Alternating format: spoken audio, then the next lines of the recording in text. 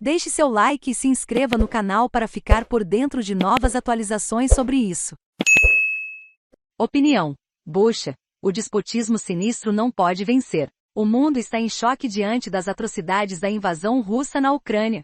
Só haverá paz na Europa se for fragorosa a derrota dos criminosos de guerra e seus sonhos de um novo império russo. Opina Eugen Teise. Bucha, Irpin, Gostomel, Mariupol, Trotianets.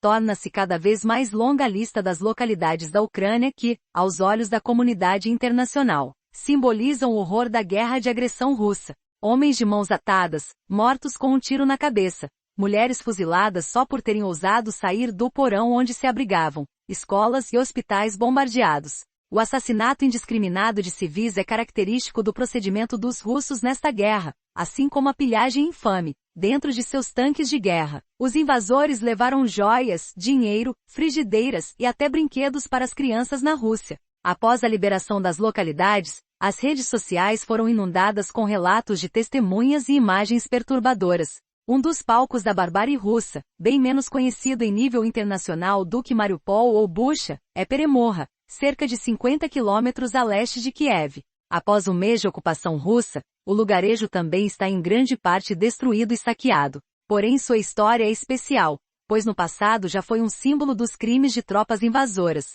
Um lugarejo chamado Vitória, até 1945, a cidadezinha se chamava Yadliva. Durante a Segunda Guerra Mundial, soldados alemães a incendiaram completamente, numa bestial represália pelas investidas dos combatentes da resistência. Após a guerra foi reconstruída e rebatizada Peremorra, que em ucraniano significa vitória. 6 décadas depois, como estudante, tive a oportunidade de participar de um projeto particular. Ao longo de anos, em acampamentos de verão, jovens alemães e ucranianos reformaram juntos a escola de Peremorra. Esse sinal vivo de reconciliação me marcou para toda a vida, assim como a muitos outros de ambos os países.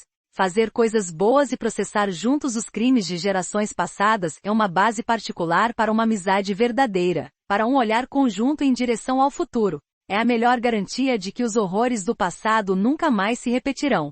Fico feliz que hoje a Alemanha e a Ucrânia estejam unidas por uma amizade fundamentada em valores comuns, como democracia e liberdade. Apesar de toda a justificada crítica ucraniana aos questionáveis negócios alemães com a gás da Rússia, e aos anos de intolerável apaziguamento com o ditador de Moscou, ainda assim, no momento mais difícil a Alemanha está do lado da Ucrânia, seja acolhendo os refugiados ou fornecendo armas para autodefesa. Boas-vindas ao Império Russo ou Alta Traição. 8 décadas depois dos alemães, agora a guerra de devastação russa se abate sobre a Ucrânia. Exatamente como os alemães de então, os atuais invasores carecem de qualquer compaixão com a população civil. Para os alemães de então, os ucranianos eram sub-humanos.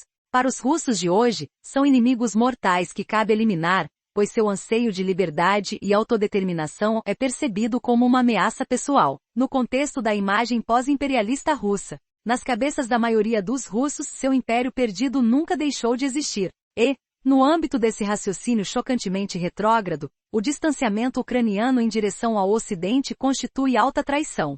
Segundo as enquetes mais recentes do Independente Centro-Levada, 86% da população é a favor da mobilização de seu exército para a Ucrânia. Numa sociedade stalinista, como a ressuscitada sob o autocrata Vladimir Putin, os inimigos do povo sempre mereceram a pena capital. Os ucranianos sabiam disso já antes desta guerra, também em Peremorra, apenas 30 quilômetros a leste do lugarejo, num subúrbio de Kiev, pouco antes da Segunda Guerra. Milhares de ucranianos foram sistematicamente fuzilados num bosque, sem qualquer acusação, e enterrados no local, só porque o regime de Joseph Stalin os declarara como inimigos.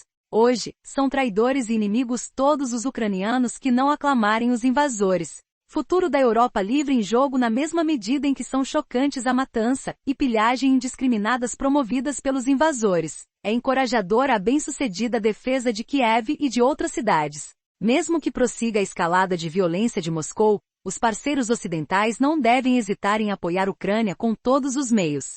Pois a vitória dos ucranianos contra o despotismo russo seria uma chance para toda a Europa, aquela que se reinventa agora enquanto comunidade de valores, do lado dos ucranianos.